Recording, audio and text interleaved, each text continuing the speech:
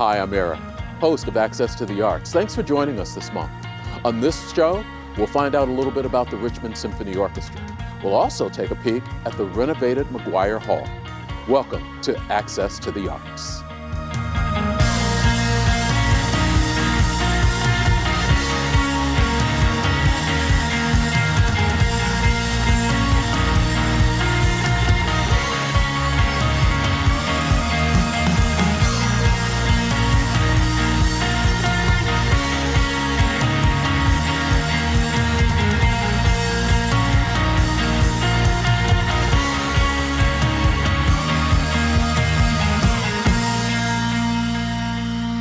We're going to open this month's Access to the Arts by finding out a little bit about Meltdown. It is coming up at the end of the month, and this is the 10th anniversary, and it should be a really good one. We're joined by Ed DeLaPaz, who is an independent photographer with City Life FYI, and also a member of the steering committee for the Meltdown. We appreciate you taking some time with us, Ed. Oh yeah, definitely. I'm glad to be here.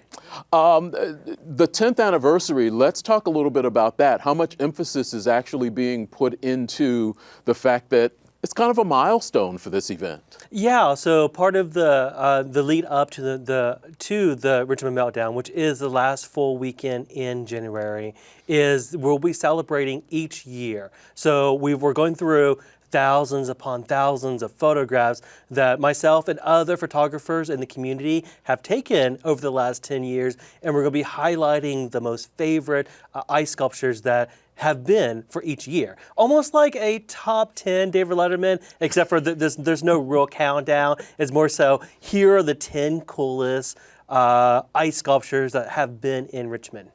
Talk about, as someone who has seen this evolve, who has seen this through the lens of a camera, talk about what 10 years of Meltdown has been like for you. Oh, well, I was part of the marketing committee for 4 years, and this is my first year as being part of the steering committee. And so a lot of what I did was go around and connect the businesses with what's going on in the Meltdown. We've had all kinds of different activities and events, and I would be that contact person of saying, hey, what do you want to do? How can we as the Meltdown help you kind of promote your business and kind of be connected? Because one thing that we've always wanted to do is the Richmond Meltdown is an event for the community. It's 100% volunteer board, so we're all dedicating our time to have one of the coolest events of the year. One of the coolest events of the year? Okay. Talk about that connection between the business and this event. It's found a home in Jack Elstro Plaza. Talk about how that has helped the downtown, and talk a little bit about what people will maybe be able to see this year that maybe they haven't in the past couple of years. It's been COVID, obviously some things have gotten canceled. So talk about maybe what's coming back, what people can see, and that downtown Depot District connection. Yes, so the very first year of the Meltdown was hosted right in front of the firehouse. Closed down the streets, put up everything, had it there. That was before Elstro Plaza was built. So once Elstro Plaza became, what it is today, that became the permanent home for the Meltdown. Now, we do have that connectivity between the depot and downtown, so the ice sculpture always will be on the loop around the downtown and depot. So you can drive down either of that, and you can just do a circle around all of downtown Richmond and see all the ice sculptures. So yeah, that's kind of the connectivity there, is that while it is now in Elstro Plaza, Depot is still only 2 blocks away, so everything is still within walking distance. Right. This is an event that has brought people into the city. It's brought people out of their homes. Talk about, for those who may not really know and understand, the impact that this has created financially, from an excitement standpoint, from a business standpoint. This really, I think this is bigger than some people thought it might be.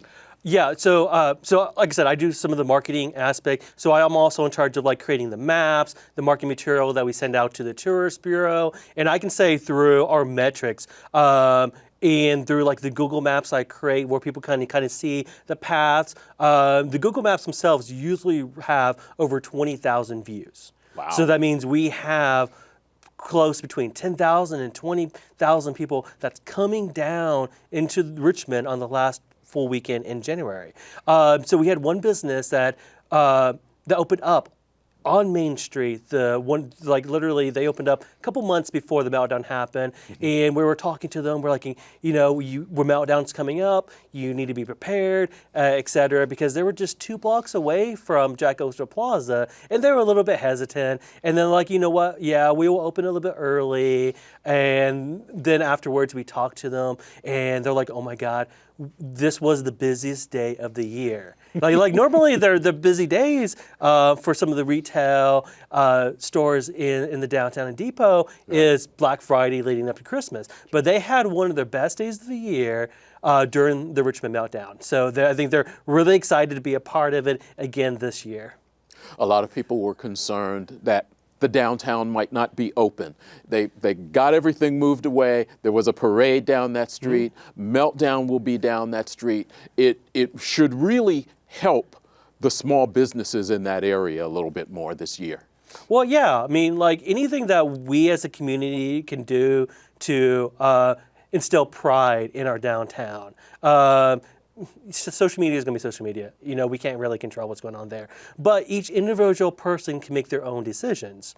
So I, along with doing the Meltdown, I also do help out some of the other community events. I'm a part of the Small Business Saturday committee. And one thing that I always do is I commit that on Black Friday and Small Business Saturday, I buy 100% of my Christmas gifts locally.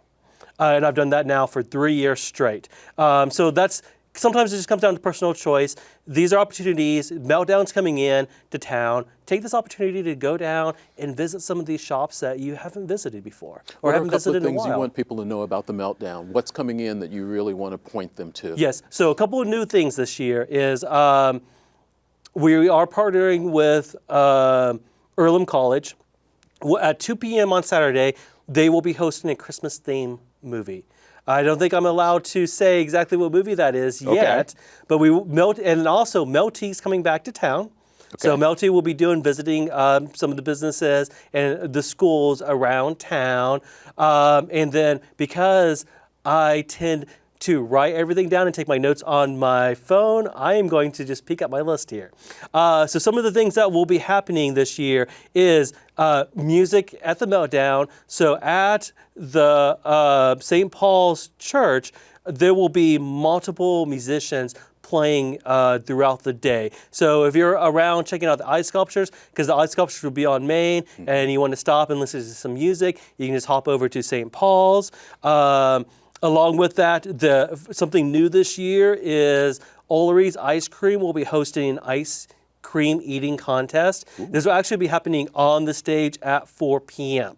So it's kind of like the warm-up event to the Meltdown Throwdown, which is the major event of the Meltdown itself. And then, of course, Frosty Mug Pub Crawl, and hot chocolate out at Hayes Arboretum, magical snowflakes scavenger hunt. There'll be public carving throughout the day, so you'll be able to kind of just go up and watch some of these carvers carve these right there on the spot. And then, of course, there'll be opportunities to kind of meet the carvers. And there's usually school trips that will be happening. Morrison Reeves Library will be hosting a benefit charity event that Thursday night, too.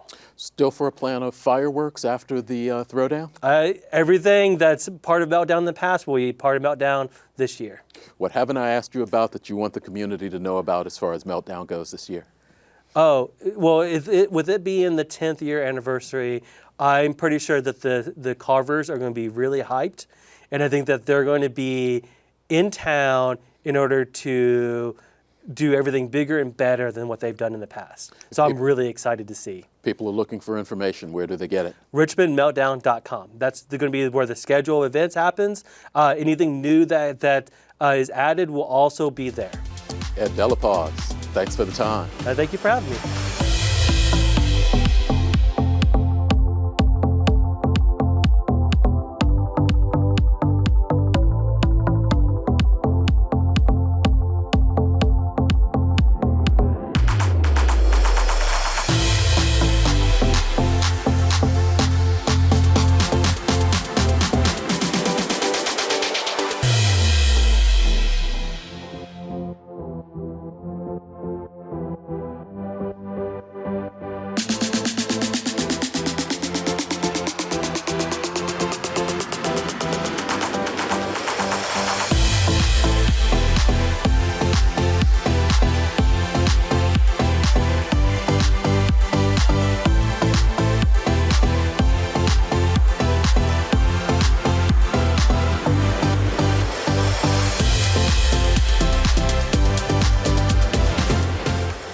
Welcome back to Access to the Arts. I mentioned a couple of months ago, it seems like, that we were having a chance to talk with Shaun Dingwerth in the renovated McGuire Hall, but we didn't really get a chance to see what renovations were done at the hall. So Shaun's going to kind of help us out with some of it.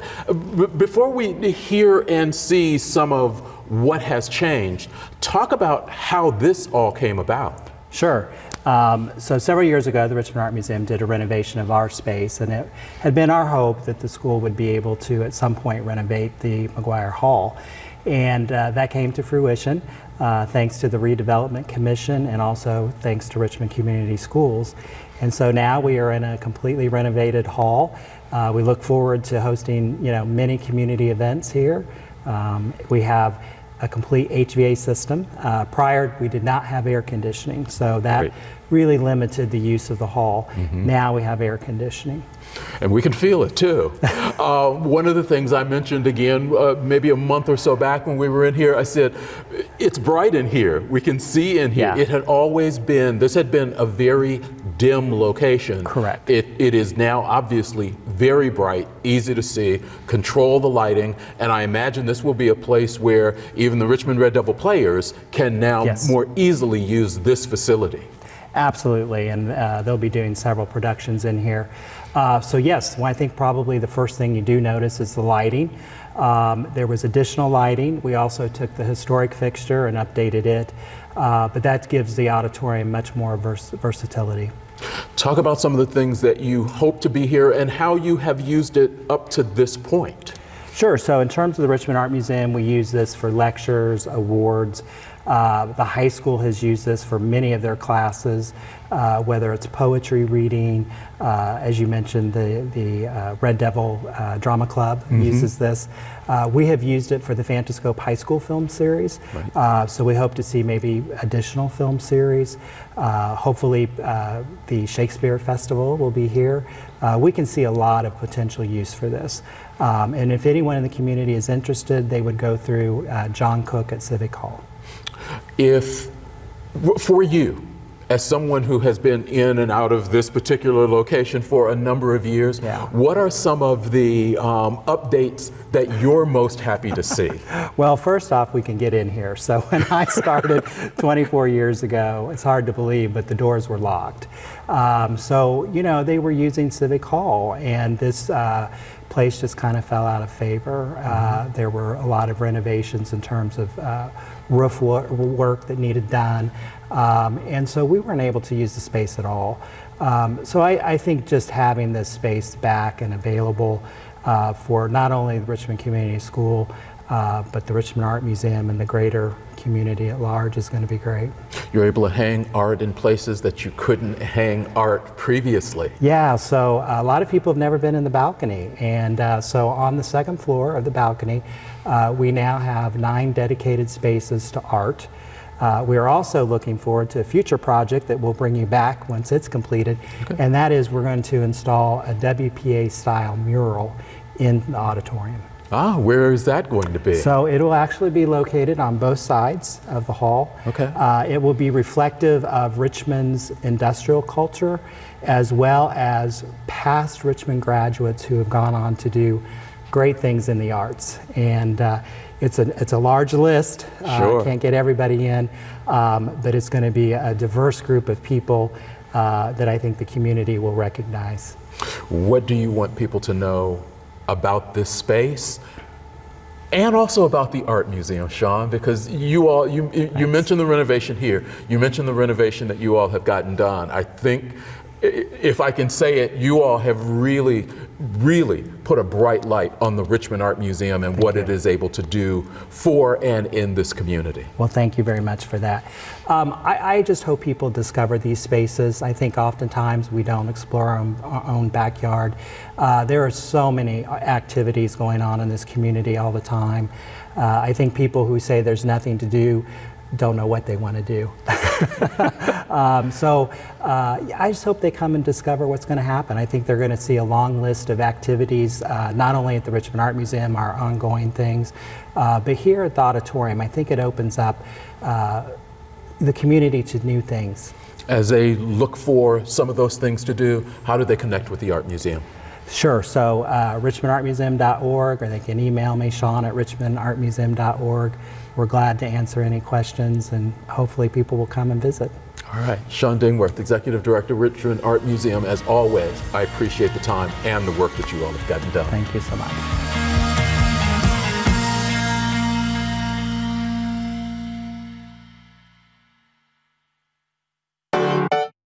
Working with the bank, the hours are amazing. And I get to spend more time with my wife and my son. I get to make plans with my extended family. I can actually take vacations. It doesn't matter if I'm sick or not. They respect the work-life boundaries. Just promote a more healthy environment. It means everything to me. I couldn't be happier. I love this place. We're ready for you.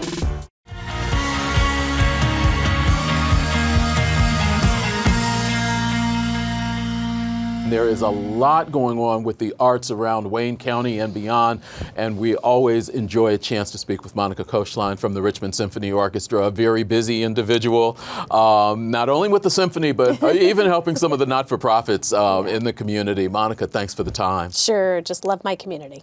You had a busy 2022, moving into 2023, nothing slows down. There are things every month, but January will bring in the fourth of 5 musical director finalists. This one, a number of people know. This is a local person. Talk a little bit about who's coming in and when that concert's happening. Sure, we were really excited to receive the application from Matthew Kramer, graduate of Richmond in 1995, who really has a story of how seeing the RSO for the first time as a child inspired him to love classical music, even though his parents are not classically trained. Really took off in his career as a violinist, and in his interview shared that he really couldn't decide whether he wanted to be a conductor or a violinist. So he put out his job application to varying places. This was obviously before now. And he figured whichever position he got first was what he should be doing. And he happened to land a conductor's position. But he has played for the RSO in the past. He played in the second violins, the head of that for one season, and has warm thoughts about his opportunities he received as a child in Richmond. Nice. Bringing him back, the performances so far have all been very good. Talk about what he's bringing. Everybody that you've brought in has had kind of a different theme or a different thought that they've brought to their shows. Yeah, and it's hard to convince people that they can't just base the conductor decision on what they performed and if they liked it or not. I mean, it really is more about, for me at least, I'm encouraging people, it's not just whether I like what I saw, but could this person do more programming? Does this person have the ability to really expand into the pops arena and expand into the classical world, and have that moderation of both? And that's what we're really looking for in our next conductor. But yeah, I mean, Matthew is bringing some favorites. We'll have Fountains in Rome. He'll be bringing Zachary Depew, the former concertmaster of Indianapolis, to be his guest artist, who will perform Corn Gold. And, it's going to be a big throwdown at the end as well. I mean, I keep saying that. I think I keep using the word throwdown. I don't know if I'm thinking the meltdown when I do that or what, but it is interesting to see the symphony under so many different batons. And while it's the same players on the stage, at least the core, it sounds like a different symphony with different strengths. It is unbelievable how different the performances have been. Nice. Yeah, I want to take you through, because it doesn't stop in January, and that concert is going to be January 28th. January 28th, Saturday There are night. still individual tickets available that can be purchased? There are. All right. And we're prorating all season, because people may get in the spirit in January and want to see January, February, and March, and so we're prorating all season. So whenever people want to join us, it's still a season ticket for a reduced cost, or single tickets. We're fine too. January, February, March. Let's go to February. Yeah, I'm terrified for February. Oh, no. I mean, the search has been all leading up to February, right? It's the 5th candidate, you receive all the feedback, your search team goes to work and figures it out, right? I mean, part of me really wants the search to be finished. Part of me is terrified for that moment when you're trying to balance what the people in the audience think and your musicians think and your board thinks as far as strategic vision and how the community received them. And so part of it is just a really terrifying moment that's writing so much. But yes, in February, I kind of got off track, as I usually do. Andreas Lopera will be our 5th candidate joining us from Columbus, Ohio. And he's kind of a wild card for me. You know, some of the others, I don't know. Some of the others, I kind of knew what I was getting. I think it's partially because hopefully between now and February, I have a chance to go see Andreas conduct. He's the only candidate I haven't seen conduct. I think that's what makes him a little bit of a wild card. But in his interview, he was comical. He laughed at himself when he made mistakes, and I'm just excited to spend some time with him. Like, he could be my best friend, right? Cool. Maybe the entire audience will think that too. I don't know. We'll see how it comes out. Let's go into March. So let's get through the first quarter of the year, because even though you get through the 5th candidate, you all just keep moving. We do. We've invited another Richmond native back to the stage on March the 11th, Maestro Jack Everly, a graduate of Richmond in 1970, and really is a world-renowned pops conductor. He's the music director, pops music director of Naples, pops music director of the Indianapolis Symphony, but most well known for his work, doing the Capitol Fourth, leading the orchestra during the fireworks. So what an unbelievable experience for me to finally get to meet him. And we look for a really sizable crowd. So if people want to guarantee seats, it is really a good idea to maybe purchase the season. Okay.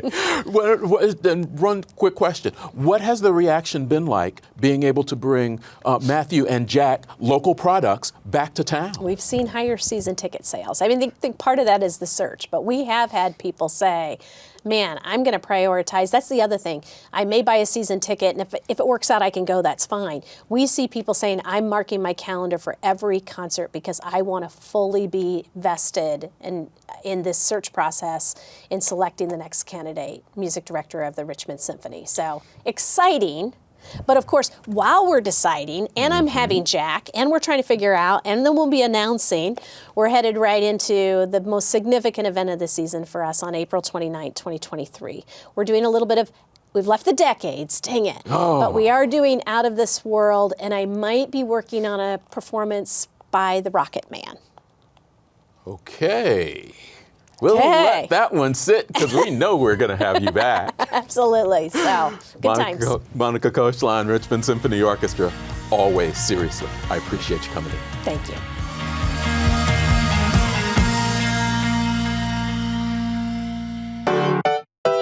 I was stuck in doing the same things, feeling like I was overwhelmed, and I feel like here I have more opportunities to move to different departments. I feel more happy. I'm more able to do things I want to do, where before I wasn't able to enjoy my free time after work. At First Bank, they seem to care more about the community.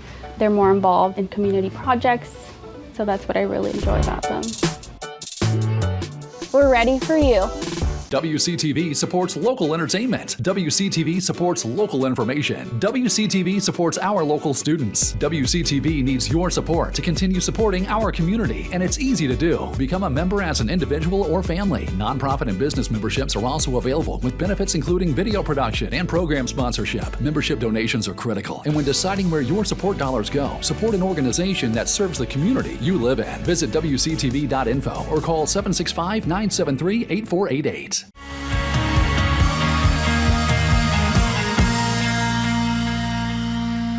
Welcome back to Access to the Arts. We're having a chance to speak with Shaun Dingwerth, Richmond Art Museum, about an event, 4th or 5th year, I'm not sure which one, but you all have had a good time converting the Coleman Center into various things. Exactly. Palette to Palette is the event. Richmond Art Museum combining with Indiana University East. Talk a little bit about even how that collaboration started. Sure. So for years, the Richmond Art Museum had collaborated with Reed Health on Art to Heart. And after 25 years, we put that to bed. And IU East reached out to us and said, hey, we'd love to partner with you. And we already partner with them in so many different ways through their fine arts department. So it just seemed a natural fit. So we came up with Palate to Palate, which is an art and food extravaganza. This year, let's talk about the date first of all, so that we don't pass over that. Right, February 18th. And as you said, it's at the Coleman Center on February 18th. I know people want to put it on their calendar. You all always have a very nice turnout for that event. Yes, we do. We get nearly 400 people. You can look for the information at our website, which is whereTasteMeetsTalent.com. Talk about, if you can, maybe a theme for this year, because it changes every year. The talent that you have come in change every year. What can you tell us about what to expect? Yeah, so I can give you some nuggets. So we did send out a save the date. This year it's Ooh La La. So we are going to Paris. Okay. Yeah. Now I'm scared. It's tall enough. I see the large Eiffel Towers in various places. Don't tell me. All right, that's all you can tell us? Well, obviously, the food will probably be French food. We have 4 talented artists, which I'm not going to reveal just yet. Okay. But each work in very different styles and mediums that lend themselves to the theme, and also affordable and accessible art, which is what we really want to do, is expose people to different types of artists and different art forms. Okay. Palate to Palate, mark that one on your calendar. It's coming up. Here in the gallery, just after the first of the year, what are people going to have a chance to see? So we will be concluding with the annual show, the 124th annual exhibition, and then we will be moving into an exhibition by an artist from Indianapolis, Constance Scopoletis, and then we are doing Art is Japan. All right. Be sure to check it out on the website as well as social media. They're out there. Richmond Art Museum. Don't miss it. Shaun, thank you for the time. Thank you, Eric. That'll wrap up this Access to the Arts. Thank you very much for watching. As always, I wish you well.